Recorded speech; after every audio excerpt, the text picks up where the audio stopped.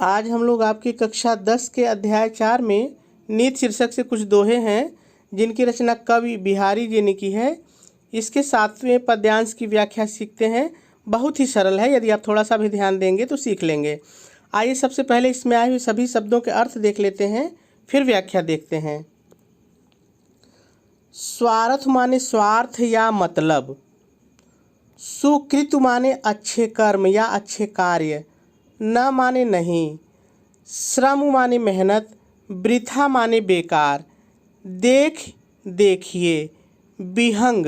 विहंग के यहाँ पे दो अर्थ हैं। देखिए, विहंग का एक अर्थ है बाज पक्षी और विहंग का एक अर्थ है राजा जय सिंह। ठीक है, व्याख्या करेंगे तो समझ में आ जाएगा। विचार माने विचार कीजिए या विचार करो। बाज पक्षियों का राजा बाज, पराये मतलब दूसरे के, पानी मतलब हाथ। देखिए, आपने चक्र पानी, बीड़ा पानी, तो वहाँ पानी का मतलब हाथ ही है। ठीक है, हाथ।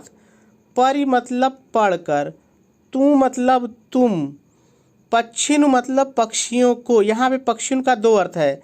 जब बाज की बात करेंगे तो पक्षियों का मतलब अपने ही जात के पक्षी हो जाएगा, और जब बाज का अर्थ हम जयसिंह लगाएंगे तो अपने ही जात के राजा हो जाएगा। ठीक है।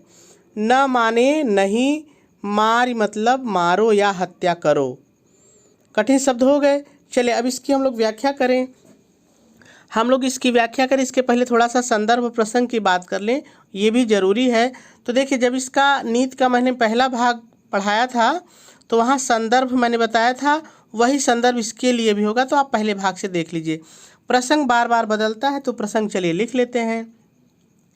आप प्रसंग हेडिंग डालेंगे और लिखेंगे, प्रस्तुत पद्यांश में कवि बिहारी जी बाज पक्षी के माध्यम से राजा जय सिंह को यह संदेश देने का प्रयास करते हैं कि हे राजा जय सिंह, तुम औरंगजेब के कहने पर अपने ही देश के राजाओं की हत्या मत करो। और आपका जो प्रसंग है वो भी पूरा हो जाएगा। चलिए अब व्याख्या की बात करते हैं। आप व्याख्या हेडिंग डालेंगे और पहले थोड़ा सा अपनी तरफ से जोड़ के लिख लेंगे।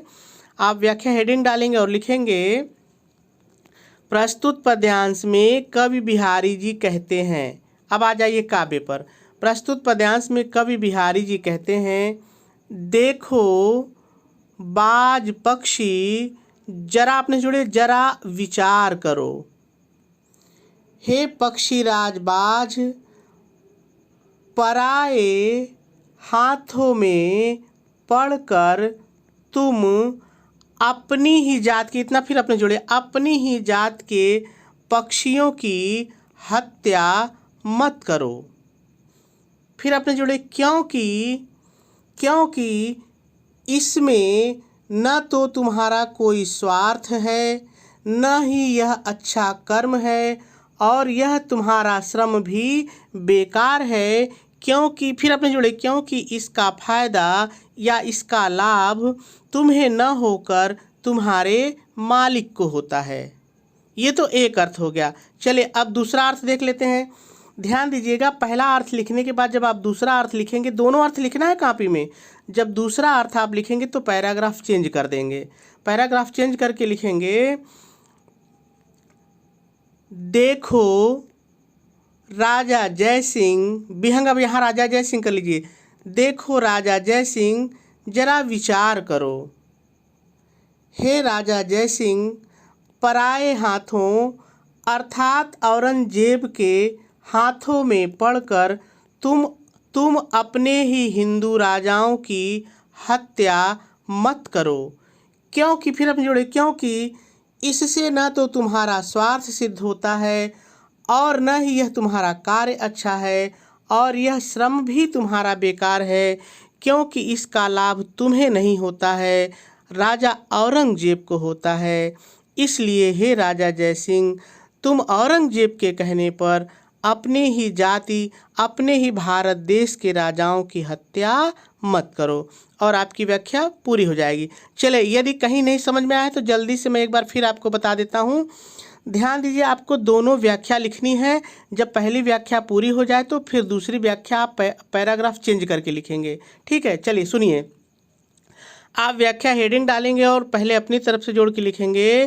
प्रस्तुत पद्यांश में कवि बिहारी जी कहते हैं, देखो बाज पक्षी जरा विचार करो, हे पक्षी राजबाज पराए हाथों में पड़कर तुम अपनी ही जात के पक्षियों को मत मारो, क्योंकि इससे न तो तुम्हारे स्वार्थ की पूर्ति होती है, न ही यह अच्छा कर्म है, और तुम्हारी मेहनत भी बेकार है, क्योंकि इसका लाभ तुम्हें न होकर के तुम्हारे मालिक को होता है। ठीक है, अब पैराग्राफ चेंज करके लिखेंगे। फिर देखो राजा जय सिंह जरा विचार करो, हे राजा जय सिंह पराए अर्थात औरंगजेब के हाथ में पड़कर तुम अपने ही भारतीय राजाओं को मत मारो, क्योंकि इससे तुम्हारे स्वार्थ की सिद्धि भी नहीं होती, इससे तुम्हारा स्वार्थ भी नहीं पूरा होता, और न यह कर्म ही अच्छा है, और यह तुम्हारी मेहनत भी बेकार है, क्योंकि इसका सारा लाभ राजा औरंगजेब को होता है। और आपकी व्याख्या पूरी हो जाएगी। मेरे ख्याल से बात आपको समझ में आ गई होगी।